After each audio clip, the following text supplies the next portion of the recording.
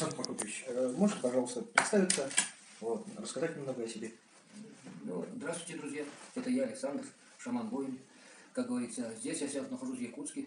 В Якутске со мной обращались корректно, нормально, в рамках законности. Ребята отличные. С якутскими ребятами я познакомился нормально. Привет якутским ребятам. Обращались, да, так есть, и кормили, и поили, и все нормально, как говорится, за рамках закона. Даже подружились с ними.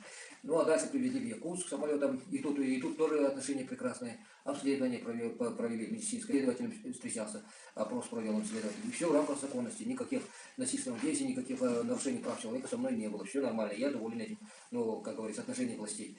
И сейчас поеду домой, как говорится, с родными передохну, так что все идет нормально. Ну, а дальше, как говорится, будем следственные действия проводить, все в рамках законности.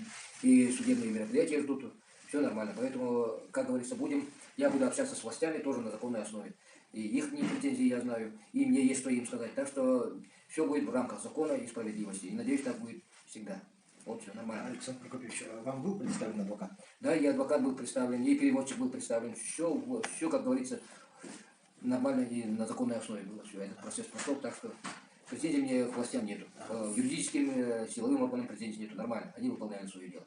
В настоящее время много ваших подписчиков, сторонников беспокоятся за вашу судьбу. Какие бы вы им хотели передать слова? Может сказать им, что все хорошо, не беспокойтесь. Не беспокойтесь, как видите, я все сказал, что со мной все в порядке, все в рамках законности.